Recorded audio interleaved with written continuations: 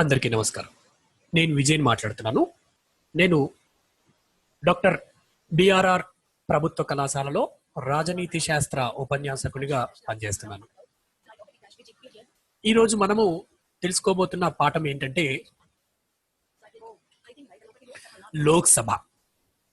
అయితే లోక్సభ గురించి మనం మాట్లాడుకునే ముందు ఈరోజు మనం చర్చించాల్సిన ముఖ్యమైన అంశం ఏంటంటే ముందు పార్లమెంట్ గురించి కొన్ని మాటలు మాట్లాడుకుందాం. భారత రాజ్యాంగంలో 6వ భాగంలో 79 నుండి 122 వరకు గల అధికరణాలన్నీ కూడా 123 వరకు అని కూడా చెప్పుకోవచ్చు. దాదాపుగా ఇవన్నీ కూడా అంటే 122 వరకు అయితే ఎక్స్క్లూజివ్ గా పార్లమెంట్ గురించి, 123 అధికరణ అయితే మరి ఆర్డినెన్స్ గురించి తెలియజేస్తుంది. ఈ అధికరణలు పార్లమెంట్ గురించి తెలియజేస్తుంది. భారతదేశంలో అత్యున్నతమైన శాసన సంస్థ, ప్రత్యక్షమైన శాసన సంస్థ పార్లమెంట్. 79వ రాజ్యాంగ అధికరణ ప్రకారం పార్లమెంట్ లో రాష్ట్రపతి అంతర్భాగం. అంటే ఏం చెప్తుందంటే 79వ అధికరణ పార్లమెంటులో లోక్సభ, రాజ్యసభ, రాష్ట్రపతి ఉంటాడు. అంటే రాష్ట్రపతి పార్లమెంటు లో ప్రత్యక్షంగా ఆయన సభ్యుడు కానప్పటికీ ఆయనకు అనేక విధాలుగా పార్లమెంట్ తో సంబంధం ఉంటుంది. కాబట్టి ఈ మూడింటిని కలిపిద్దాం. అంటే in the parliament there will be president, Lok Sabha and Rajya Sabha will be there. So ఇప్పుడు మనము ఈరోజు లోక్సభ గురించి తెలుసుకుందాం, తర్వాత రాజ్యసభ గురించి తర్వాత పాఠంలో తెలుసుకుందాం. అయితే మరి నిర్మాణం గురించి చూసుకుందాం.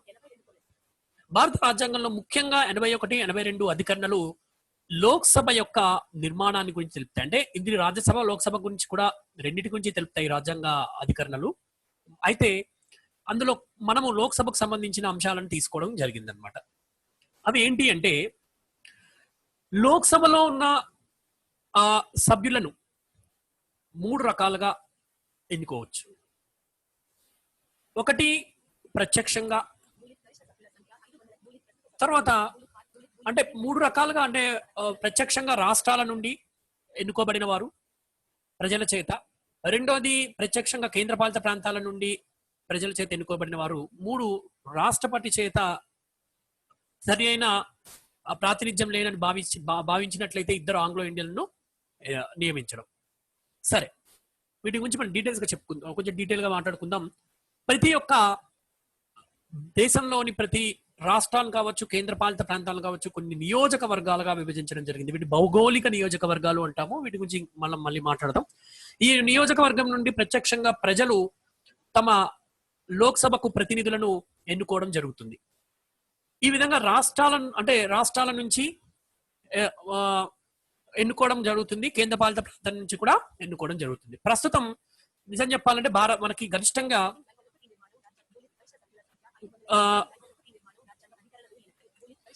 గరిష్ట సంఖ్యల సభ్య 552 మంది ఉండాలి. గరిష్టంగా అంతవరకు ఉండొచ్చు. కానీ ప్రస్తుతం మరి 545 మంది సభ్యులు ఉన్నారు. ఇందులో మనకి రాష్ట్రాల నుండి నేను ఇందాక చెప్పిన ప్రత్యక్షంగా ప్రజలు ఎన్నుకునే వారి సంఖ్య 533 మంది, 530 మంది కాగా 13 మంది మరి కేంద్రపాలిత ప్రాంతాల నుండి ఎన్నుకోబడతారు. మిగిలిన 2 ఆంగ్లో ఇండియన్లను రాష్ట్రపతి నియమించబడతారు, రాష్ట్రపతి నామినేట్ చేయబడతారు. కానీ భారత రాజ్యాంగంలో ఇటీవల 2020లో చేయబడిన 104వ రాజ్యాంగ సవరణ ద్వారా ఈ ఆంగ్లో ఇండియన్లను నామినేట్ చేసే ఈ యొక్క పద్ధతి, ఈ ఆచారం అనేది రద్దు చేయబడింది. ఇప్పుడు ఇంకా మనకి ఆంగ్లో ఇండియన్లు అనేవారు ఉండరన్నమాట. సో ఇప్పుడు అలాగే మరి నేను చెప్పాను రాష్ట్రాల నుంచి 530 మంది ఎన్నికవుతారని. అలాగే parliamentary union territory act, direct election to the house of peoples అనే ఒక చట్టం 1965లో చేయబడింది. దీని ప్రకారం కేంద్రపాలిత ప్రాంతాల నుంచి ఏ విధంగా ఎన్నుకోబడతారు అనే విషయాలను ఆ చట్టం నిర్దేశించడం జరిగిందనమాట. ఇక తర్వాత నెక్స్ట్ మనం మాట్లాడుకోవాల్సింది అయితే మొత్తం ఇప్పుడు 543 మంది ఉన్నారని చెప్పుకున్నాం కదా ప్రస్తుతము. ఇంకా భౌగోళిక నియోజకవర్గాలు అంటే నేను చెప్పాను ఇందాక నియోజకవర్గాల ద్వారా ఏ విధంగా అంటే నియోజకవర్గాల ద్వారా ప్రజలు ఎన్నుకుంటారు తమ తమ ప్రతినిధులను ఎంపీలను అని చెప్పుకున్నాము. మరి నియోజకవర్గాలను ఎంపీలు ఎన్నుకునే క్రమంలో అంటే ఈ ఎంపీలు ఎన్నుకుంటారు కదా నియోజకవర్గాల ప్రకారం ఏ విధంగా నిర్దేశించబడి అంటే ఎంతమంది ఎన్నుకో ఒక ఒక ఒక అసలు ఎంతమంది ఈ 543 మందిని ఏ విధంగా అడ్జస్ట్ చేయాలి, ఏ విధంగా ప్రతి రాష్ట్రానికి వీరిని ఎలా పంచాలి, వీరిని ఎంత జనాభా దామాషా మేరకు ఎన్నుకోవాలి అనే విషయంలో అనేక చట్టాలు చేయబడినాయి. దాని ప్రకారం 1952 చట్టం 1952లో 1962లో 1972లో 2002లో కావచ్చు ఆ పార్లమెంట్లు పార్లమెంట్ ఆ సందర్భంగా ఆ సంవత్సరాలలో డీలిమిటేషన్ కమిషన్లను ఏర్పాటు చేసింది, చట్టాలను కూడా తయారు చేసింది. దాని ప్రకారం ఏంటంటే అసలు రాజ్యాంగం అంటే వాటి ప్రకారము ఈ యొక్క నియోజకవర్గాలను పునర్విభజన చేయడం కావచ్చు, వారిని జనాభా నిష్పత్తి ప్రకారం ఏర్పాటు చేయడం కావచ్చు జరిగిందనమాట. అంటే రాజ్యాంగ ఉద్దేశంలో ఏంటంటే జనాభాకు లోక్సభ సభ్యులకు గల నిష్పత్తి అన్ని రాష్ట్రాలలో దాదాపుగా ఒకే విధంగా ఉండేటట్టు చూసుకోవాలి. కాకపోతే ఏ రాష్ట్రాలలో అయితే 6 మిలియన్ల కన్నా తక్కువ జనాభా ఉందో దానికి మాత్రం ఇది వర్తించదని భారత రాజ్యాంగం చెప్తోంది. అలాగే భౌగోళిక నియోజకవర్గానికి ఆ నియోజకవర్గంలో ఉన్న జనాభా నిష్పత్తికి ఉన్న అంటే భౌగోళిక నియోజకవర్గాల సంఖ్య కావచ్చు, ఆ భౌగోళిక నియోజకవర్గం కావచ్చు, ఆ వర్గానికి ఉండే జనాభా నిష్పత్తి మధ్య సంబంధం కావచ్చు, రాష్ట్రం అంతా కూడా సమానంగా ఉండాలి. ఈ రెండు విషయాలను ఒకే విధంగా ఉండేట్టు చూసుకోమని రాజ్యాంగం చెప్పడం జరిగింది అనమాట. ఈ రెండు విషయాల దృష్ట్యా మరి ఆ చట్టాలు చేయడం జరిగింది. ఇందాక చెప్పిన చట్టాలు కూడా చేయడం జరిగింది. ఇప్పుడు 2002లో చేసిన మనకి నేను మీకు ఇందాక చెప్పాను కదా చట్టాలు, ఈ చట్టాలన్నీ కూడా ఈ యొక్క కమిషన్లను నియమించిందని చెప్పాను కదా, అవి ఇవన్నమాట. ఈ కమిషన్స్ ఈ సంవత్సరాల్లో చేయబడినాయి అన్నమాట. ఇక్కడ మనం గుర్తుపెట్టుకోవాలి 1902 సంవత్సరంలో చేయబడిన 84వ రాజ్యాంగ సవరణ ప్రకారం ఏం జరిగింది అంటే ఈ యొక్క ఈ రాజ్యాంగం ఈ యొక్క డీలిమిట్ అంటే ఈ భౌగోళిక నియోజకవర్గాలను 2026 వరకు ఇంకా మార్చకండి, అంటే లోక్సభ స్థానాలను ఇంకా పెంచవద్దు అని చెప్పడం జరిగింది అనమాట. ఇక్కడ 2026 వరకు 2026 వరకు లోక్సభ స్థానాలను పెంచవద్దని చెప్పి 84వ రాజ్యాంగ సవరణలో చెప్పడం జరిగింది అనమాట. 2002లో ఇది చేయడం జరిగింది. అంతేకాకుండా 1991 జనాభా లెక్కల ప్రకారము ఈ యొక్క భౌగోళిక నియోజకవర్గాల యొక్క పునర్విభజన చేసుకోవచ్చు. పునర్విభజన అంటే సీట్లను పెంచకుండానే ఈ యొక్క విభజన అనేది చేయడం, భౌగోళిక నియోజకవర్గాల యొక్క సరిహద్దులను మార్చడము పెంచడము చేసుకోవచ్చు. అంటే సీట్లు మాత్రం మారకూడదు, సీట్లు అన్నీ ఉండాలి, 543 ఉండాలి లోక్సభలో. ఆ విధంగా కూడా చేసుకోవచ్చు అన్నారు. అయితే 2006లో చేయబడిన 87వ రాజ్యాంగ సవరణ ఏం చేసిందంటే ఈ యొక్క జనాభాను 1991 కాదు 2001 జనాభా లెక్కలను ఆధారంగా తీసుకుని ఈ విధంగా చెయ్యండి, అంటే భౌగోళిక పునర్విభజన చేసుకోవచ్చు, భౌగోళిక నియోజకవర్గాల పునర్విభజన చేసుకోవచ్చు 2001 జనాభా ప్రకారం. ఇప్పుడు కూడా అదే కొనసాగుతుంది. 2001 జనాభా లెక్కల ప్రకారమే భౌగోళిక నియోజకవర్గాల యొక్క పునర్విభజన జరుగుతుంది. ఇక 2026 తర్వాతే మరి మన లోక్సభ స్థానాలు పెంచాలా వద్దా అనేది మరి తర్వాత నిర్ణయం జరుగుతుందా లేదా అనేది మనము వేచి చూడాల్సిన విషయం. తర్వాత ఇంకొక ముఖ్యమైన విషయం మనం గమనించాల్సింది ఏంటంటే ఈ భౌగోళిక నియోజకవర్గాల స్థానాలు ఈ నియోజకవర్గాల గురించి మాట్లాడుకునేటప్పుడు కొన్ని నియోజకవర్గాలను ప్రత్యేకంగా ఎస్సీలకు ఎస్టీలకు కేటాయించడం జరిగింది. అక్కడ కేవలం ఎస్సీలకు ఇప్పుడు ఉదాహరణకు మన భారతదేశంలో కొన్ని లోక్సభ స్థానాలు ఎస్సీలకు అంటే దాదాపు 84 స్థానాలు ఎస్సీలకు, 47 స్థానాలు ఎస్టీలకు ఇవ్వబడ్డాయి. ఏవైతే ఎస్సీ స్థానంగా నోటిఫై చేయబడిందో, ఏదైతే ఎస్టీ స్థానంగా నోటిఫై చేయబడిందో అక్కడ ఆయా స్థానాలలో ఎస్సీ స్థానాలలో ఎస్సీలు మాత్రమే, ఏ పార్టీకి చెందిన ఇండిపెండెంట్ అయినా ఎవరైనా సరే ఎస్సీలు మాత్రమే పోటీ చేయాలి. అలాగే ఎస్టీలకు ఇవ్వబడిన ఎస్టీ వర్గం వారికి ఇవ్వబడిన రిజర్వ్ చేయబడిన నియోజకవర్గ స్థానాల్లో ఎస్టీలు మాత్రమే, ఏ పార్టీకి చెందిన వారైనా ఇండిపెండెంట్ ఎవరైనా సరే ఎస్టీలు మాత్రమే అక్కడి నుంచి వారు పోటీ చేయవలసి ఉంటుందన్నమాట. ఇది జనాభా నిష్పత్తిలో గల వారి సంఖ్యను బట్టి ఈ స్థానాలను మరి ఈ విధంగా ఏర్పాటు చేయడం అనేది జరిగిందనమాట.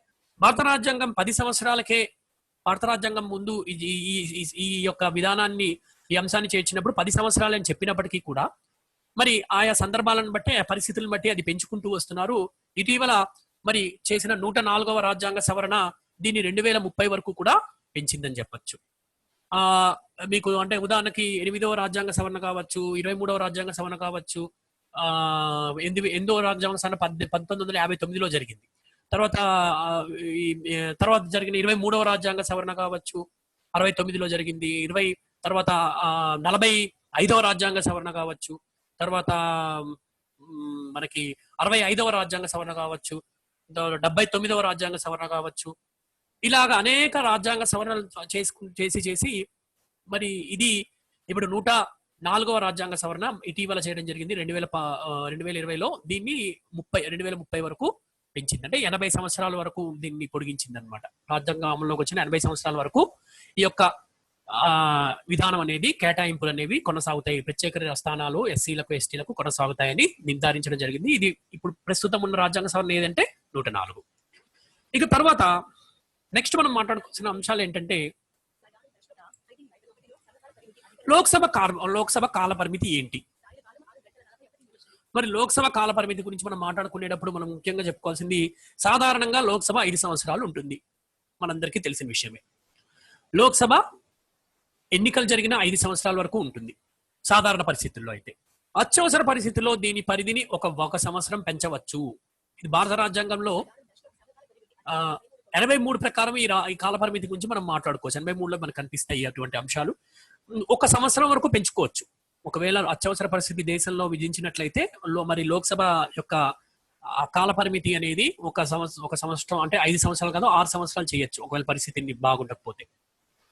అంతేకాకుండా ముందు కూడా రద్దు చేసే అధికారం రాష్ట్రపతికి ఉంది. ప్రధానమంత్రి ఆధ్వర్యంలోని మంత్రి మండలి యొక్క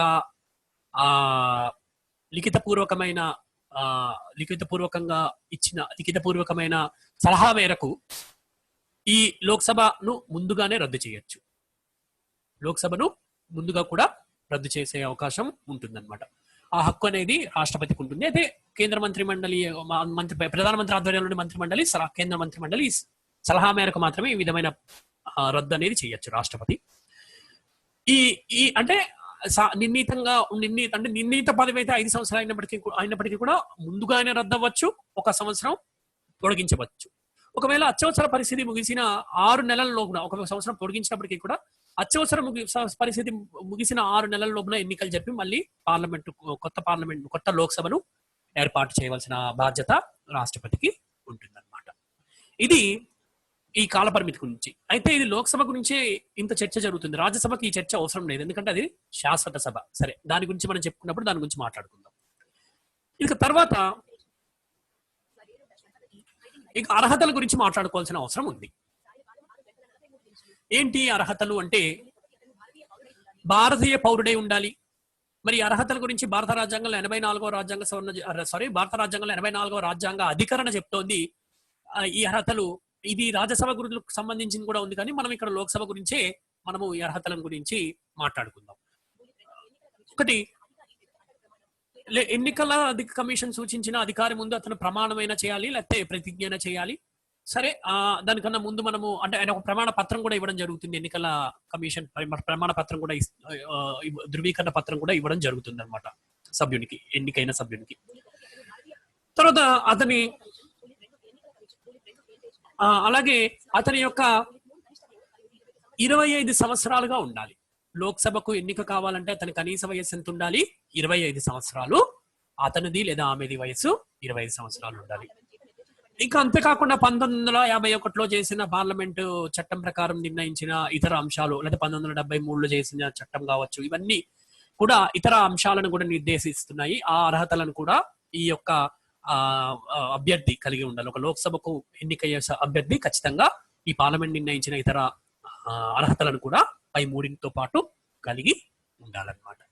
అలాగే అర్హతలే కావు, కొన్ని అనర్హతలను కూడా, డిస్క్వాలిఫికేషన్స్ ఫర్ అంటే ఇవి కనుక ఉంటే అతను పార్లమెంట్ లో సభ్యుడు కాలేడు, లోక్సభలో సభ్యుడు కాలేదు. పార్లమెంట్ అని చెప్పుకోవచ్చు, మనం ఇప్పుడు మాట్లాడుకుంటుంది లోక్సభ కాబట్టి లోక్సభలో సభ్యుడు కాలేడు. ఏంటవి? ఇది 102 అధికరణ చెప్తుంది. భారత రాజ్యాంగంలో 102 ఆర్టికల్ 102 ఈ అనర్హతల గురించి కొన్ని విషయాలను చెప్తుంది. కేంద్ర ప్రభుత్వంలో ఉద్యోగ నిర్వహణలో లాభసాటి పదవిని ఉండకూడదు. అంటే ఇది మంత్రులకు వర్తించదు. అంటే మంత్రులకు వర్తించదంటే మంత్రిగా ఉండడం అనేది ఒక లాభసాటి పదవి కాదు. పార్లమెంట్ ఇంకా చెప్పిన ఇంకా ఇతర ఉద్యోగాలకు కూడా ఇది లాభసాటి పదవి. అంటే పార్లమెంట్ చెప్తుంది ఏది లాభసాటి పదవి, ఏది లాభసాటి పదవి కాదు అనేది పార్లమెంట్ నిర్ధారిస్తుంది. ఆ పదవుల్లో ఉన్నా కూడా వీరు ఏదైతే లాభసాటి పదవి కాదు అని చెప్పి పార్లమెంట్ నిర్ధారించిందో ఆ పదవుల్లో కూడా వీరు ఉండొచ్చు. అయితే ఏది లాభసాటి పదవి కాదు అని చెప్పిందో, ఇది లాభసాటి పదవి అని చెప్పిందో, ఇక లాభసాటి పదవి కాని లిస్ట్ లో ఉంటే పర్వాలేదు. లాభసాటి పదవి లిస్ట్ లో ఉంటే మాత్రం వారు ఈ యొక్క లోక్సభ సభ్యత్వానికి అర్హులు కారు. చిత్తచాంచల్యం గల వ్యక్తిగా, అంటే మానసికంగా సరి అయిన వ్యక్తి మానసికమైన స్థితి సరిగ్గా లేదని చెప్పి ఏదైనా కోర్టు కనుక నిర్ధారించినట్లయితే అతని పార్లమెంట్ సభ్యత్వం అనేది రద్దవుతుంది. లోక్సభ సభ్యత్వం ముఖ్యంగా రద్దవుతుంది. అతను విడుదల చేయబడని దివాలా కోరు అని చెప్పి కనుక కోర్టులు కనుక ప్రకటించినట్లయితే అప్పుడు కూడా అతను లోక్సభ సభ్యత్వానికి అర్హుడు కాడు. తర్వాత అలాగే భారతీయ పౌరుడు కాకుండా ఉంటే వేరే దేశంలో కూడా వేరే దేశం యొక్క పౌరసత్వాన్ని కలిగి ఉన్నట్లయితే, ఒకటి భారత పౌరసత్వం కాకుంటే, రెండోది వేరే దేశం యొక్క పౌరసత్వాన్ని కలిగి ఉన్న స్వచ్ఛందంగా అతను భారతదేశ పౌరసత్వాన్ని వదులుకుని వేరే దేశం పౌరసత్వాన్ని తీసుకున్నా, లేదంటే వేరే దేశంపై విధేయత చూపించిన, వేరే దేశానికి భారతదేశానికి కాకుండా వేరే దేశానికి విధేయత చూపించినప్పుడు కూడా అతను లోక్సభ సభ్యత్వానికి అర్హుడు కాడు అని చెప్పచ్చు. తర్వాత పార్లమెంటు చట్టాల ద్వారా నిర్ణయించిన ఇతర అనర్హతలు కూడా మరి టైం టు టైం పార్లమెంట్ కొన్ని అనర్హతలు ఇందాక ఎలా అయితే అర్హతలు చెప్పిందో అలాగే అనర్హతలు కూడా చెప్తుంది. ఆ అనర్హతలు ఉన్న వాళ్ళు కూడా మరి ఈ యొక్క పదవికి వీరు ఎంపీలుగా, అంటే లోక్సభలో ఎంపీలుగా వీరు అర్హతను కలిగి ఉండరు. వీరు లోక్సభ సభ్యత్వాన్ని సంపాదించలేరు అనమాట ఈ అనర్హతలను కలిగి ఉన్నట్లయితే. తర్వాత మనం మాట్లాడుకోవాల్సింది ఇంకో ముఖ్యమైన అంశం ఏంటంటే, అలాగే ఇంతే కాకుండా భారత రాజ్యాంగంలో 10వ షెడ్యూల్లో పేర్కొన్న పార్టీ ఫిరాయింపుల గురించి కూడా మనం మాట్లాడుకోవాల్సిన అవసరం ఉందన్నమాట. ఈ పార్టీ ఫిరాయింపులు అంటే ఈ పార్టీ ఫిరాయింపులు కూడా కలిగి ఉన్నట్లు, అంటే పార్టీ ఫిరాయింపు ప్రకారం ఏ విధమైన అనర్హతలు ఉంటాయో మనం చూసుకోవాల్సిన అవసరం ఉంది. అదేంటంటే, ఏ రాజకీయ పార్టీ ద్వారా అతను ఎన్నికయ్యాడో, ఏ పార్టీ అయితే అతనికి టికెట్ ఇచ్చిందో ఆ పార్టీ నుంచి ఎన్నికయ్యాడో, ఆ పార్టీ సభ్యత్వాన్ని తను స్వచ్ఛందంగా వదులుకున్నాడు అనుకోండి, అప్పుడు ఆయన అనర్హుడుగా స్పీకర్ ప్రకటించవచ్చు లోక్సభ సభ్యత్వానికి. తర్వాత తన రాజకీయ పార్టీ విప్ జారీ చేస్తుంది. అంటే కొన్ని సందర్భాల్లో ఏ బిల్లుకి ఓటు వేయాలి, ఏ బిల్లుకి ఓటు వేయకూడదు, ఇలాంటి విషయాలలో విప్ జారీ చేస్తుంది. దానికి వ్యతిరేకంగా కనుక ఒక సభ్యుడు కనుక మరి పాటించిన, అంటే దాన్ని వ్యతిరేకంగా వ్యవహరించినట్లయితే అప్పుడు కూడా మరి ఈ ఫిరాయింపు చట్టం ప్రకారము 10వ షెడ్యూల్లో ఉన్న ఫిరాయింపు చట్టం ప్రకారము అతను పార్టీ ఫిరాయింపు చట్టం ప్రకారం అతను అర్హతను పార్లమెంట్ లోక్సభ సభ్యుడిగా ఉండే అర్హతను కోల్పోతాడు. తర్వాత అలాగే స్వతంత్రంగా గెలిచి ఏదైనా పార్టీలో చేరాడు అనుకోండి, అసలు ముందు ఏ పార్టీకి చెందిన వాడిగా గెలిచి ఇండిపెండెంట్ గా గెలిచి ఎన్నికల్లో, లోక్సభ ఎన్నికల్లో, తర్వాత ఏదైనా పార్టీలో చేరినా కూడా అతడు లోక్సభ సభ్యత్వాన్ని కోల్పోతాడు. అనర్హత అనేది ఆయన ఇంతకు ముందున్న అర్హత్వం పోయి ఆయన లోక్సభ సభ్యత్వానికి అనర్హుడుగా ప్రకటించబడతాడు. తర్వాత నామినేట్ చేయబడిన సభ్యులు కనుక ఏదైనా పార్టీలో చేరితే కూడా అప్పుడు కూడా వారు లోక్సభ సభ్యత్వాన్ని వదులుకోవాల్సి వస్తుంది. అంటే ఇప్పుడు అది వర్తించదనుకోండి, ఎందుకంటే బికాస్ ఆఫ్ 104 అమెండ్మెంట్ యాక్ట్, దీనివల్ల ఇంకా అసలు ఈ ప్రశ్నే ఉత్పత్తి కాదు.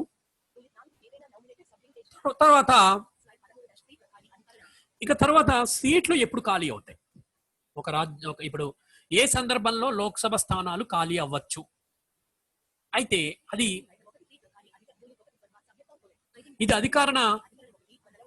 101 అధికరణ ప్రకారం మనము ఈ యొక్క విషయాలను గురించి చర్చించవచ్చు. భారత రాజ్యాంగంలో 101వ అధికరణం వీటిని స్పష్టం చేస్తోంది ఏ సందర్భంలో సీట్లు ఖాళీ అవుతాయి అనేది.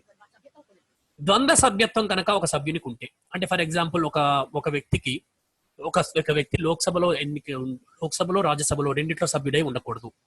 అలాగే లోక్సభలో రెండు సీట్లలో పోటీ చేస్తే రెండిట్లో గెలిచాడు అనుకోండి, ఒక సీట్ ద్వారానే ఒక నియోజకవర్గం నుంచే ఆయన కంటిన్యూ అవ్వాల్సి వస్తుంది. మీరు గమనిస్తే 2014 ఎన్నికల్లో మోడీ గారు గుజరాత్ మరియు వారణాసి, అంటే గుజరాత్ రాష్ట్రము మరియు ఉత్తరప్రదేశ్ రాష్ట్రంలో 2 నియోజకవర్గాల నుంచి పోటీ చేశారు. రెండింటి నుంచి గెలుపొందారు ఆయన.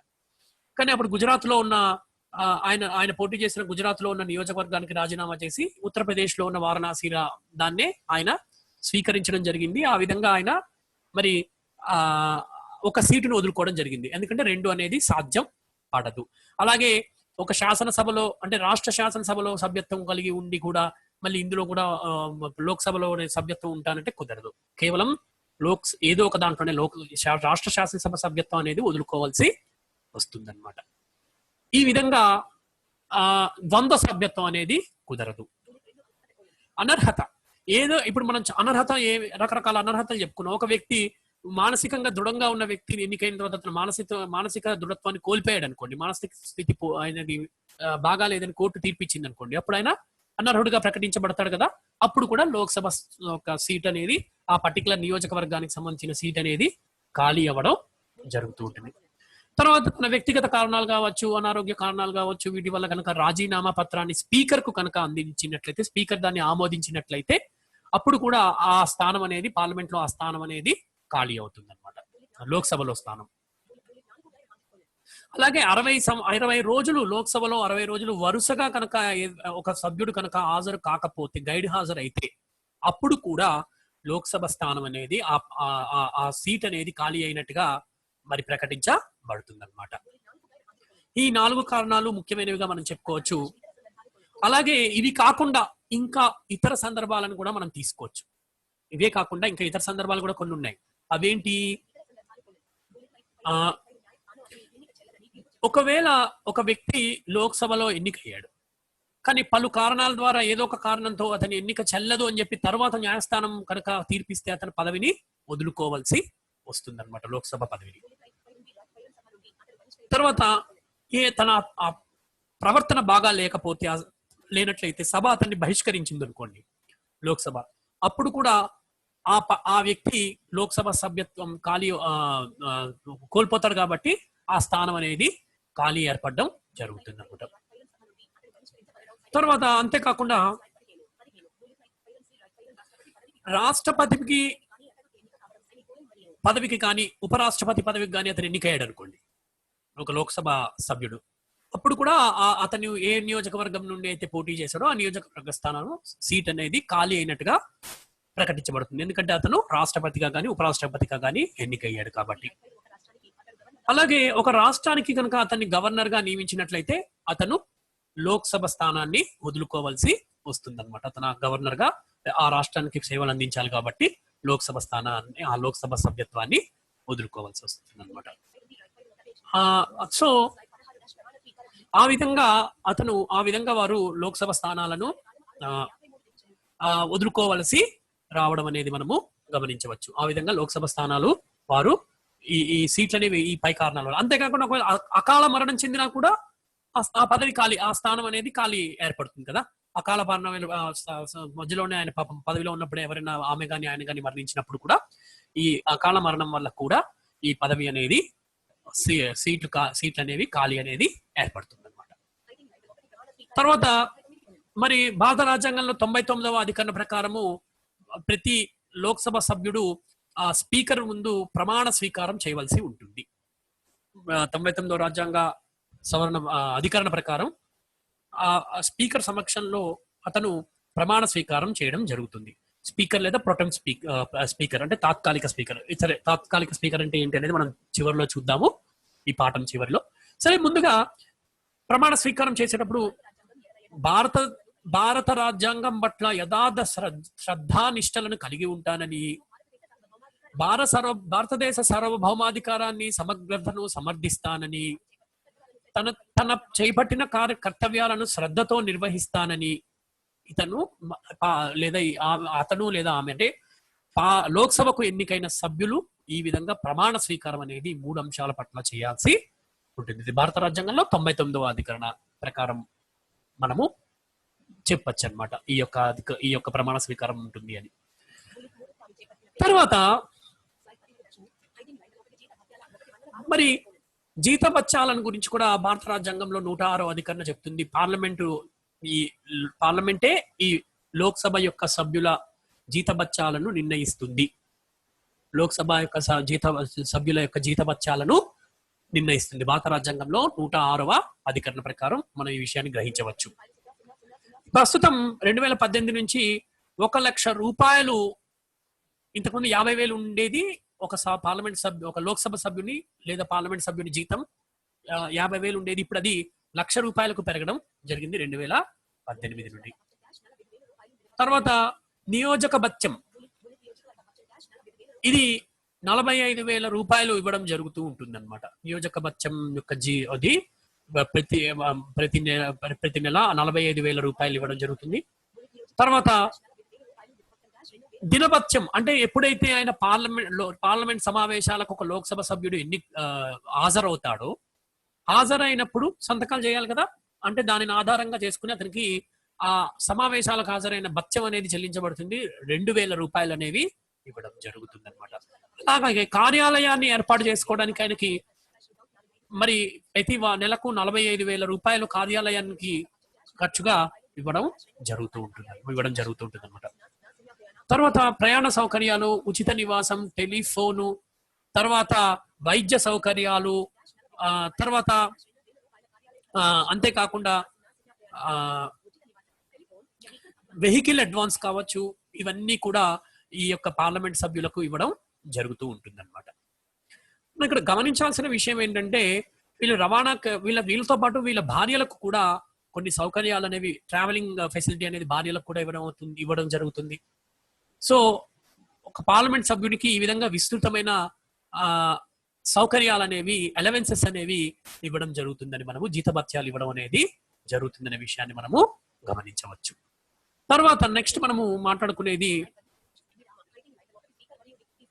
ఇక తర్వాత మనం మాట్లాడుకోవాల్సింది స్పీకర్ మరియు డిప్యూటీ స్పీకర్ గురించి మాట్లాడుకుందాం.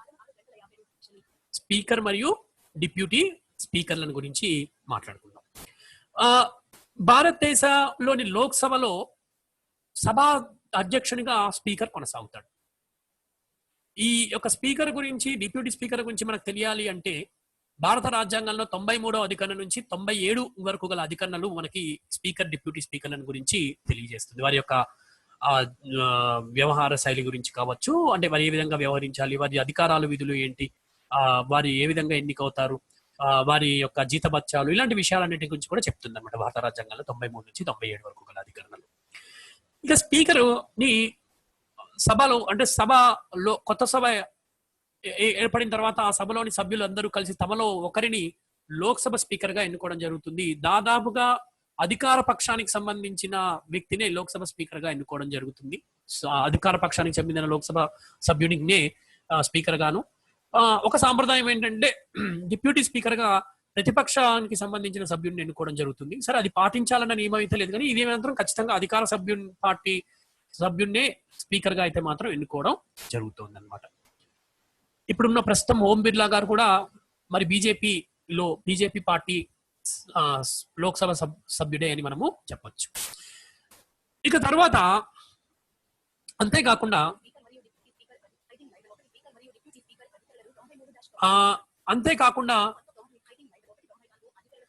వీరు ఎన్నుకోవడమే కాకుండా, వీరిని ఈ విధంగా అంటే లోక్సభ స్పీకర్ ఒకవేళ మధ్యలో అర్ధాంతరంగా తన పదవిని కోల్పోయినట్లయితే ఇంకొక స్పీకర్ ని మళ్ళీ వెంటనే లోక్సభ సభ్యులు ఎన్నుకోవడం కూడా జరుగుతూ ఉంటుంది. అలాగే డిప్యూటీ స్పీకర్ ని కూడా తమలో ఒకరిని ఎన్నుకోవడం జరుగుతుంది. అంటే స్పీకర్ ఈ విధమైన ఏర్పాటు చేస్తారు. డిప్యూటీ స్పీకర్ ని ఇప్పుడు స్పీకర్ ఎన్నికైన తర్వాత స్పీకర్ డిప్యూటీ స్పీకర్ ఎన్నికకు సంబంధించిన ఏర్పాట్లు చేస్తాడు. అప్పుడు లోక్సభ సభ్యులు తమలో ఒకరిని డిప్యూటీ స్పీకర్ ని కూడా ఎన్నుకోవడం జరుగుతూ ఉంటుంది అనమాట. మరి డిప్యూటీ స్పీకర్ ని ఎన్నుకున్నప్పుడు స్పీకర్, డిప్యూటీ స్పీకర్ ఈ విధంగా ఎన్నిక అవడం అనేది మనం గమనించవచ్చు. అయితే వీరు పదవిని ఏ సందర్భంలో కోల్పోవడం జరుగుతుంది, ఏ సమయంలో పదవిని కోల్పోవడం జరుగుతుంది అనే విషయాన్ని కూడా మనం గమనించాలి. మీరు కనుక లోక్సభ సభ్యత్వాన్ని ఇందాక చెప్పిన అనర్హతల వల్ల కోల్పోయారనుకోండి, ఏదో కోర్టు తీర్పు వల్ల దేని వల్ల ఒకవేళ లోక్సభ సభ్యత్వాన్ని కోల్పోతే ఆటోమేటిక్ గా స్పీకర్ మరియు డిప్యూటీ స్పీకర్ పదవులను కూడా కోల్పోవడం జరుగుతుంది. అలాగే స్పీకరు డిప్యూటీ స్పీకర్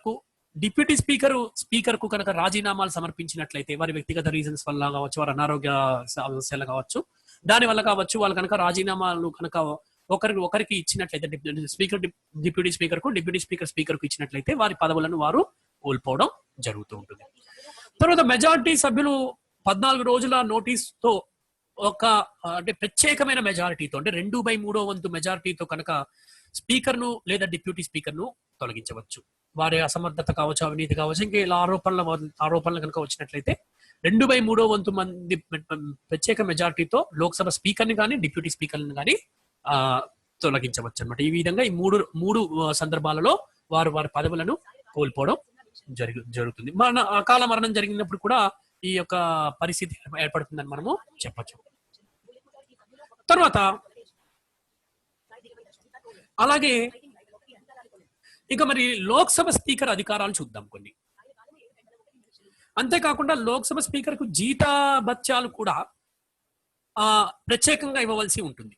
వారికి జీతభత్యాలు కూడా ప్రత్యేకంగా ఇవ్వవలసి ఉంటుందని భారత రాజ్యాంగంలో 97వ అధికరణ అనేది ఈ విషయాన్ని తెలియజేస్తోంది అనమాట. ఇక తర్వాత ఇంకా వారికి సంబంధించిన స్వతంత్రత అనే ఒక అంశం ఉంది. దాని గురించి మాట్లాడుకున్నప్పుడు మనము ఈ వివరాలను ఇంకా మనం తెలుసుకుందాం. అంటే జీతభత్యాలకు సంబంధించి ఏ విధంగా వారికి చెల్లిస్తారనేది. సభను హుందాగా నిర్వహించాలి, క్రమశిక్షణతో నిర్వహించాలి. ఇటువంటి ముఖ్యమైన బాధ్యతను మరి లోక్సభ స్పీకర్ కలిగి ఉంటాడనమాట. సభ హుందాగా నడిచేటట్టుగా చూసే బాధ్యత లోక్సభ స్పీకర్ కి ఉంటుంది. తర్వాత ఈ కింది అంశాలకు అర్థ వివరణ ఇస్తాడు లోక్సభ స్పీకర్. ఏంటి అంటే కొన్ని కఠినంగా ఉంటాయి పదాలు. అవి ఏ సందర్భాలలో అవి ఒకళ్ళనొకళ్ళు రాంగ్ ఇంటర్ప్రిటేషన్స్ చేసుకునే అవకాశం ఉంది. అలా కాకుండా స్పీకర్ నిర్ణయం అంతిమం అవుతుంది తన అర్థ వివరణ ఇచ్చేటప్పుడు. అవి ఏంటివి అనేది చూద్దాం ఇప్పుడు. అయితే అవి చూద్దాం. ఏంటంటే అవి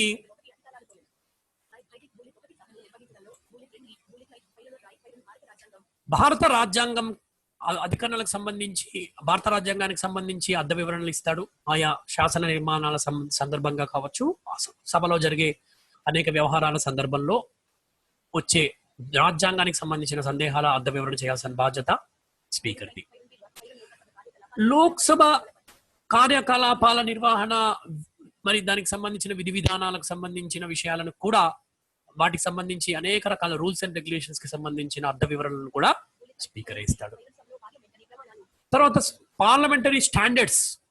what are the standards in parliament? What standards we have to follow as a member of parliament? What standards they have to follow అనే విషయాలను కూడా, అలాంటి పార్లమెంటరీ ప్రమాణాలను అవి ఏ విధంగా ఉండాలి, వాటి ప్రమాణాల అర్థ వివరణ అనేది కూడా మరి చేసే బాధ్యత స్పీకర్కే అలా ఉంటుందన్నమాట. అవి చాలా ముఖ్యమైన బాధ్యతగా మనము చెప్పవచ్చు అనమాట స్పీకర్కి. సభను వాయిదా వేసే అధికారం స్పీకర్కు ఉంది. సభను వాయిదా వేసే అవకాశం, లోక్సభను వాయిదా వేసే ఇది స్పీకర్కే ఉంటుందన్నమాట. సో లోక్సభని ఎంతకాలమైనా వాయిదా వేయచ్చు. లోక్సభని మీరు అందరికీ తెలుసు, లోక్సభని భారత రాజ్యాంగం ప్రకారము 83వ అధికరణ ప్రకారము 6 నెలలకు ఒకసారి ఖచ్చితంగా సమావేశం కావాలంటే సంవత్సరానికి కనీసం 2 సార్లు అవ్వాలి. కానీ మనందరికీ తెలుసు ఇది లోక్సభ 3 సార్లు సమావేశం అవుతుంది. భారత రాజ్యాంగంలో సాంప్రదాయం ప్రకారం 3 సార్లు అవుతుంది. ఒకటి బడ్జెట్ సమావేశాలు కావచ్చు, వర్షాకాల సమావేశాలు కావచ్చు, శీతాకాల సమావేశాలు కావచ్చు. ఇది ఈ విధంగా సమావేశాలను ఏర్పాటు చేయడమే కాకుండా వాటిని సమావేశాలు అయిపోయిన తర్వాత వాటిని వాయిదా వేయచ్చు. సమావేశాల సమయంలోనే కోరం లేని సమయంలో, కోరం అంటే మీకు దీని తర్వాత చెప్తాను, కనీస సభ్యుల సంఖ్య, ఒక సమావేశం జరగడానికి హాజరు కావాల్సిన కనీస సభ్యుల సంఖ్యను కోరం అంటాము. మరి కోరం ఉందా లేదా అనే విషయాన్ని స్పీకర్ నిర్ణయించి దానిని ఆధారంగా కొంతకాలం వరకు, అంటే ఒక రోజు, కొన్ని గంటలు లేదా ఒక రోజు, ఆ విధంగా తను వాయిదా వేసే అధికారాన్ని స్పీకర్కే ఉంటుంది ఆ అధికారం అని మనము చెప్పచ్చు అనమాట. అలాగే సమావేశము ఆ పర్టికులర్ అంటే ఒక బడ్జెట్ సమావేశమో, వేసవకాల సమావేశం, శీతాకాల సమావేశమో, వర్షాకాల సమావేశమో, ఆ సమావేశం దీర్ఘకాలికంగా వాయిదా వేసే అధికారం కూడా స్పీకర్ కు ఉంటుంది. ఆ విధంగా వాయిదా వేసిన తర్వాత రాష్ట్రపతి ఒక నోటిఫికేషన్ ప్రోరోగ్ నోటిఫికేషన్ ని జారీ చేయడం కూడా జరుగుతుంది అనమాట. అంటే ఈ వాయిదా వేసే అధికారం మాత్రం స్పీకర్కే, కొంతకాలమైనా కావచ్చు, దీర్ఘకాలమైనా కావచ్చు, వాయిదా వేసే అధికారం స్పీకర్ కు, నిర్వధికంగా కూడా వాయిదా వేసే అధికారం స్పీకర్ కు ఉంటుంది అనమాట. అలాగే కొన్ని సందర్భాలలో ఒక అంశంపై సమానమైన ఓట్లు వచ్చినప్పుడు, అప్పుడు మామూలుగా అయితే స్పీకర్ ఓటు వేయరు, కానీ సమానమైన ఓట్లు వచ్చినప్పుడు తన నిర్ణాయక ఓటునప్పుడు మాత్రం స్పీకరు తప్పకుండా వేసే ఒక అవకాశాన్ని మాత్రం కలిగి ఉంటాడు అనమాట. దాన్ని మనము కాస్టింగ్ ఓట్ అంటాము. ఆ విధంగా కాస్టింగ్ ఓట్ ఉపయోగించుకోవచ్చు స్పీకర్. తర్వాత పార్లమెంట్ లో ఉమ్మడి సమావేశాలను భారత రాజ్యాంగంలో 108వ అధికరణ ప్రకారం పార్లమెంట్ లో ఒక శాసనసభ బిల్లు ఆమోదించి ఇంకొక సభ బిల్లు ఆమోదించకపోతే, స్థూలంగా చెప్పుకోవాలంటే ఒక సభ బిల్లును ఆమోదించి ఇంకొక సభ బిల్లును ఆమోదించకుండా 6 నెలల పాటు అలాగే ఉంచితే దాని పరిష్కారం కోసం రాష్ట్రపతి ఉభయ సభల సంయుక్త సమావేశాన్ని ఏర్పాటు చేస్తారు. ఆ సభలకు రాజ్యసభ చైర్మన్ అధ్యక్షుడిగా ఉండడు, లోక్సభ స్పీకర్ అధ్యక్షుడిగా ఉంటారు. అంటే దీన్ని బట్టి మనం ఏం చెప్పొచ్చు అంటే లోక్సభకే రాజ్యసభ కన్నా ఎక్కువ అధికారాలు ఉన్నాయి, ఒక రాజ్యసభ చైర్మన్ కన్నా కూడా లోక్సభ సభ స్పీకర్ కే ఎక్కువ అధికారాలు ఉన్నాయని మనము ఇలాంటి అంశాల ద్వారా చెప్పచ్చు. తర్వాత అంతేకాకుండా సభా నాయకుడు కనుక, అంటే ప్రధానమంత్రి కనుక కోరినట్లయితే, అది చాలా కీలకమైన అంశం అని, ఆ చర్చించే అంశం చాలా కీలకమైనట్లయితే అది రహస్య సమావేశాలను ఏర్పాటు చేసే అధికారము లోక్సభ స్పీకర్ కలిగి ఉంటాడు. అలాంటి సమావేశాలు ఏర్పరిచినప్పుడు గ్యాలరీలో కానీ లాబీలో కానీ సభ్యులు తప్ప ఇంకెవరు ఉండకుండా వారెవరికి కూడా, మిగిలిన వారెవరికి కూడా అనుమతిని నిరాకరిస్తాడు స్పీకర్. తర్వాత ఒక బిల్లు ఆర్థిక బిల్లు అవునా కాదా అని నిర్ణయించే అధికారం కేవలం లోక్సభ స్పీకర్కే ఉంటుంది. అంతేకాకుండా అది ఆర్థిక బిల్లు అని చెప్పి ఆ బిల్లుని కనుక లోక్సభ ఆమోదిస్తే రాజ్యసభకు పంపేటప్పుడు కావచ్చు, రాష్ట్రపతికి పంపించేటప్పుడు కావచ్చు, దానిపై ఇది ఆర్థిక బిల్లు అని సంతకం చేసే అధికారం లోక్సభ స్పీకర్ కు ఉంటుందన్నమాట. ఈ విషయంలో కూడా రాజ్యసభ కన్నా లోక్సభకి ఎక్కువ అధికారాలు ఉన్నాయనేది మనకి రాజ్యసభ చైర్మన్ కన్నా లోక్సభ చైర్మన్ కి ఎక్కువ స్పీకర్ కి ఎక్కువ అధికారాలు ఉన్నాయని మనము చాలా క్లియర్ గా చెప్పొచ్చు అనమాట. తర్వాత అలాగే మరి ఇంటర్ పార్లమెంటరీ యూనియన్ అనేది ఉంటుంది, అంటే అంతర్జాతీయమైన పార్లమెంట్ యూనియన్ అని చెప్పొచ్చు. దీంట్లో ఈ ఇంటర్ పార్లమెంటరీ యూనియన్ అనే దీంట్లో భారత గ్రూప్ కి ఇతను ఎక్స్ అఫీషియోస్ చైర్మన్ ఉంటారు. ఎక్స్ అఫీషియో అంటే లోక్సభ స్పీకర్ అనే పదవి ద్వారా వచ్చిన ఈ పదవిని ఎక్స్ అఫీషియో అని అంటాం. అంటే ఆ పదవి ద్వారా ఆ పదవీ రీత్యా ఇతను ఈ యొక్క గ్రూప్ కు చైర్మన్ గా ఉంటాడు అనమాట. అలా ఒక పదవి ద్వారా ఆ పదవి ద్వారా వచ్చిన ఈ యొక్క ఆ పదవి ద్వారా ఈ పదవి వచ్చింది కాబట్టి, అంటే దీనికి అధ్యక్షుడిగా ఉంటున్నాడు కాబట్టి ఇంటర్ పార్లమెంటరీ యూనియన్ కి అలా ఆటోమేటిక్ గా బై డిఫాల్ట్ వస్తుంది ఈ పదవి. కాబట్టి దీన్ని ఎక్స్ అఫీషియో చైర్మన్ అంటాం ఇలాంటి పదవిని. సో ఆ ఎక్స్ అఫీషియో చైర్మన్ గా వ్యవహరిస్తాడు. అంతేకాకుండా భారత శాసనసభ అధికారాల సంస్థకు కూడా ఈయన ఎక్స్ అఫీషియో చైర్మన్ గా ఉండడం అనేది జరుగుతూ ఉంటుంది అన్నమాట. తర్వాత అంతేకాకుండా అన్ని పార్లమెంటరీ చైర్మన్లకు సభ్యులను మరి స్పీకరే నియమిస్తాడు. రూల్స్ కమిటీకు, జనరల్ పర్పస్ లాంటి కమిటీలకు ఈయనే చైర్మన్ గా కూడా మరి వ్యవహరించడం కూడా జరుగుతూ ఉంటుంది. అంతేకాకుండా అనేక మందితో ఉత్తర ప్రత్యుత్తరాలను జరపాల్సిన బాధ్యత కూడా లోక్సభ స్పీకర్ కి ఉంటుందన్నమాట. ఈ విధంగా లోక్సభ స్పీకర్ విస్తృతమైన అధికారాలను కలిగి ఉంటాడు. ఒక విధంగా చెప్పాలంటే ఈయనకున్న స్వతంత్రత ఎలా ఉంది అని, భారత రాజ్యాంగం ఎటువంటి ఏర్పాట్లు చేసింది అనేది మనం చూస్తే మనకి ఆ పైన అధికారాలు అంత నిష్పాక్షికంగా చెలాయించాలంటే ఖచ్చితమైన స్వతంత్రత లోక్సభ స్పీకర్ కు ఉండాలి. మరి ఆ స్వతంత్రతకు ఎటువంటి ఏర్పాట్లు చేయబడ్డాయి అనేది మనము నిష్పాక్షికంగా స్పీకర్ వ్యవహరించాలంటే, స్వతంత్రంగా ఉండాలంటే ఏ ఏర్పాట్లు చేయబడ్డాయి అనేవి పరిశీలిద్దాం. తర్వాత లోక్సభ స్పీకర్ కు పదవీ భద్రత ఉంటుంది. అందుకనే అతను నిష్పాక్షికంగా చాలా స్థిరంగా దృఢంగా తన అధికారాలను నిర్వహించడానికి అవకాశం ఉంటుంది. ఎందుకు అంటే పదవీ భద్రత ఉంటుంది. ఆయనని పదవి నుండి తొలగించాలంటే లోక్సభ స్పీకర్ కావచ్చు, డిప్యూటీ స్పీకర్ కావచ్చు, వీరిని తొలగించాలంటే లోక్సభ ప్రత్యేక మెజారిటీతో ఆమోదించాలి. అంటే 2/3 వంతు, సాధారణ మెజారిటీ అంటే 1/2, ప్రత్యేక మెజారిటీ అంటే 2/3 వంతు మెజారిటీతో ఆమోదించాలి. అది అంత ఈజీ కాదు, అంత ఇది ఈజీ కాదు ప్రత్యేక మెజారిటీతో ఒక స్పీకర్ ని తొలగించడం అనేది. కాబట్టి ఈ విధమైన అందుకనే అతనికి పదవీ భద్రత అనేది ఉంటుంది కాబట్టి అతను స్వతంత్రంగా వ్యవహరించారు. తర్వాత ఇతని జీతభత్యాలు భారత సంచిత నిధి నుండి ఇవ్వబడతాయి. ఇందాక మనం చెప్పుకున్నాం కదా ఏ విధంగా చెల్లించబడతాయని. అంటే దీనికి వార్షిక ఓట్ అనేది అవసరం లేదు. అంటే మామూలుగా మిగిలిన ప్రభుత్వ ఉద్యోగులకి ఇలాంటి సంచిత నిధి నుంచి ఇవ్వరు. రాష్ట్రపతికి, సుప్రీంకోర్టు న్యాయమూర్తులకు ఇలాంటి వారికే ఇవ్వడం జరుగుతుంది. అందులో స్పీకర్ కూడా అటువంటి హోదా ఇవ్వబడింది. ఆ సంచిత నిధి నుండి ఇవ్వబడుతుంది. ప్రభుత్వ దయా దాక్షిణ్యాల మీద ఆధారపడలేదు కాబట్టి మరి ఈయన సభలో నిష్పాక్షికంగా వ్యవహరించడానికి ఒక అవకాశం దొరుకుతుంది. ఒక అతని ప్రవర్తనను గురించి విమర్శించడం అనేది సభా సాంప్రదాయాలు ఒప్పుకో. ఒక స్థిరమైన దృఢమైన అంటే ఆయన తొలగించే తీర్మానం అప్పుడు మాట్లాడాల్సిందే తప్ప మామూలు సమయాలలో ఆయన ప్రవర్తనను గాని ఆయన యొక్క వ్యక్తిగత విషయాలను గాని విమర్శించకూడదు అని చెప్పి మరి మనము చెప్పొచ్చు. దానివల్ల కూడా స్పీకర్ పదవికి ఎంత ఉన్నత స్థానం ఇవ్వబడిందో మనము చెప్పొచ్చు. అలాగే ప్రధానమంత్రి డిప్యూటీ ప్రధానమంత్రులను నిర్వహిస్తే కేబినెట్ మంత్రి కన్నా కూడా స్పీకర్ యొక్క హోదా ఎక్కువ. దీనిని బట్టి ఆయన స్వతంత్రతకు ఆయన స్థానానికి ఎంత విలువ ఇవ్వబడిందో భారత రాజ్యాంగంలో మనము గ్రహించవచ్చు. తర్వాత ఇవన్నీ కూడా మరి స్పీకర్ నిష్పాక్షికంగా స్వతంత్రంగా వ్యవహరించడానికి తోడ్పడతాయి. అందుకనే భారత రాజ్యాంగంలో ఇటువంటి ఏర్పాట్లు చేయబడ్డాయి. నిజానికి ఇంకా బ్రిటన్ లో ఇంకా స్పీకర్లకు ఇంకా అసలు వారు ఏ పార్టీకి చెందని వారిని వాళ్ళు పార్టీలకు రాజీనామా చేసి వాళ్ళు స్పీకర్లుగా వ్యవహరించవలసి ఉంటుంది. భారతదేశంలో ఇంకా అలాంటి పరిస్థితి లేదు. భారతదేశంలో కూడా అలాంటి పరిస్థితులు ఉంటే బాగుంటుంది అని చెప్పి కొందరి నిపుణుల యొక్క అభిప్రాయం. తర్వాత లోక్సభ డిప్యూటీ స్పీకర్ గురించి కొన్ని విషయాలు మాట్లాడుకుంటే, లోక్సభ డిప్యూటీ స్పీకర్ పదవి ఖాళీగా ఉంటే డిప్యూటీ స్పీకర్ ఆ స్థానాన్ని కొత్త స్పీకర్ ఎన్నికయ్యే వరకు భర్తీ చేస్తాడు. సభలో సమావేశాలు జరుగుతున్నప్పుడు స్పీకర్ వేరే కార్యక్రమాలలో ఉన్నప్పుడు కూడా డిప్యూటీ స్పీకర్ వల్లే వ్యవహరిస్తాడు. ఈ రెండు సందర్భాలలో కూడా స్పీకర్ ఉన్న పూర్తి అధికారాలను డిప్యూటీ స్పీకర్ కూడా కలిగి ఉంటాడనమాట. తర్వాత ఒకవేళ ఏదైనా పార్లమెంటరీ కమిటీలో డిప్యూటీ స్పీకర్ కూడా సభ్యుడు ఉంటే ఖచ్చితంగా ఆయన ఆ కమిటీకి చైర్మన్ గా ఉండాలి. ఎందుకంటే డిప్యూటీ స్పీకర్ హోదాలో ఆయన ఆ పార్లమెంటరీ కమిటీకి చైర్మన్ గా వ్యవహరిస్తాడు.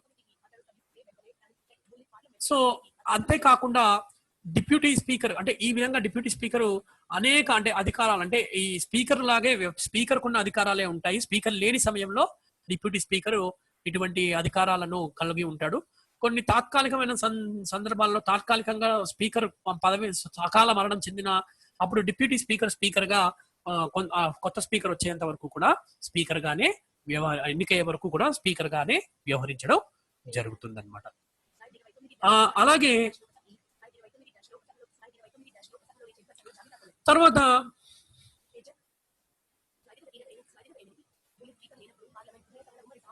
తర్వాత స్పీకర్ ఒకవేళ లేనప్పుడు ఉమ్మడి సభల ఇందాక చెప్పాను కదా, రాష్ట్రపతి ఏర్పరిచినప్పుడు ఉభయ సభల సంయుక్త సమావేశానికి కూడా ఈయన అధ్యక్షుడిగా స్పీకర్ లేని సమయాలలో వ్యవహరిస్తాడనమాట. ఇంకా వీరే కాకుండా లోక్సభలోని చైర్పర్సన్ల జాబితా అంటే లోక్సభలో ఒక 10 మందిని సభ్యులను 10 మందిని స్పీకర్ ఏం చేస్తారంటే ప్యానెల్ గా ఏర్పాటు చేస్తాడు. అంటే స్పీకరు డిప్యూటీ స్పీకరు ఇద్దరు కనుక వారు అందుబాటులో లేనప్పుడు వీరు ఈ 10 మంది కూడా వారి యొక్క బాధ్యతలను నిర్వహించవలసి వస్తుంది సమావేశాలు జరిగే సమయంలో. అయితే ఈ 10 మందిని కూడా స్పీకరే నియమించడం, ఈ యొక్క 10 మందిని నియమిస్తారు. వీరిలో ఎవరు పదవిలో లేనప్పుడు స్పీకర్ డిప్యూటీ స్పీకర్ వారు వేరే కార్యక్రమాల్లో వారు బిజీగా ఉన్న సమయాలలో వీరు యొక్క ఈ స్పీకర్ బాధ్యతను సభా అధ్యక్షత బాధ్యతను వీరు ఈ 10 మందిలో ఒకళ్ళు ప్యానెల్లోనే ఒకరు నిర్వహించడం జరుగుతుంది. తర్వాత అయితే ఈ పదవి ఖాళీగా ఉన్నప్పుడు అంటే ఈ యొక్క మనం గుర్తుపెట్టుకోవాల్సిన విషయం ఏంటంటే ఖాళీ అయ్యాయి అనుకోండి, ఈ రెండు కూడా స్పీకర్ డిప్యూటీ స్పీకర్ పదవి ఖాళీ అయినప్పుడు మాత్రం వీరు ఆ స్థానాన్ని భర్తీ చేయలేరు. రాష్ట్రపతి అప్పుడు వీరి స్థానంలో ఎవరు అంటే స్పీకర్ లేదా డిప్యూటీ స్పీకర్ స్థానంలో ఇంకొకరిని తాత్కాలికంగా రాష్ట్రపతి నియమించాల్సిందే తప్ప ఈ ప్యానెల్ సభ్యులు మాత్రం ఆ పదవిని స్వీకరించడానికి వీలు లేదు. అది మనం గుర్తుపెట్టుకోవాలి. వీరు స్పీకరు డిప్యూటీ స్పీకరు పదవిలో ఉండి వారు వేరే కార్యక్రమాలలో ఉన్నప్పుడు మాత్రమే వీరు తాత్కాలికంగా సభకు అధ్యక్షత వహిస్తారు తప్ప వారి పదవి ఖాళీ అయినప్పుడు మాత్రం వీరు ఆ అధ్యక్ష స్థానాన్ని తీసుకోవడానికి అవకాశం లేదు. రాష్ట్రపతి దానికి వేరే ఏర్పాటు చేయవలసి ఉంటుందన్నమాట. వేరే వారిని నియమించడం జరుగుతుంది. ఇక తర్వాత తాత్కాలిక స్పీకర్ లేదా ప్రొటెం స్పీకర్ అని కూడా అంటాము. తాత్కాలిక స్పీకర్ లేదా ప్రొటెం స్పీకర్ అంటే కొత్త సభ ఏర్పడినప్పుడు మరి ఏ స్పీకర్ ని ఎన్నుకోవడానికి ఉండదు కాబట్టి ఆ స్పీకర్ ని ఎన్నుకునే వరకు ఒక సీనియర్ సభ్యుడు, లోక్సభ సభ్యుడు తాత్కాలికంగా ప్రొటెం స్పీకర్ గా రాష్ట్రపతి నియమిస్తాడు. రాష్ట్రపతి అతని చేత ప్రమాణ స్వీకారం చేయిస్తాడు. రాష్ట్రపతి అతని చేత ప్రమాణ స్వీకారం చేయించడం జరుగుతుంది. అయితే ఇతను ఏం చేస్తాడంటే ఈయన బాధ్యతలు ఏంటంటే కొత్త సభ్యుల చేత ప్రమాణ స్వీకారం చేయించడము, అలాగే కొత్త స్పీకర్ ను ఎన్నుకోవడం. ఒక శాశ్వత స్పీకర్ అంటే 5 సంవత్సరాల పాటు కావాల్సిన స్పీకర్ ని ఎన్నుకునే విషయంలో కూడా ఇతను సహకరిస్తాడు. అంతవరకు ఈయన స్పీకర్ స్థానాన్ని ఆరోహించి ఆ స్థానాల్లో కొనసాగుతాడు. కొత్త సభ్యుల చేత ప్రమాణ స్వీకారము చేయిస్తాడు అనమాట. ఈయనని మాత్రం రాష్ట్రపతి ముందు ప్రమాణ స్వీకారం చేయవలసి ఉంటుంది ప్రొటెం స్పీకర్. అందుకని ఈయన తాత్కాలిక స్పీకర్ అంటారు. ఆయన కొత్త స్పీకర్ వచ్చేంత వరకే ఉంటాడు కాబట్టి ఈయనని తాత్కాలిక స్పీకర్ గా మనము వ్యవహరిస్తాం.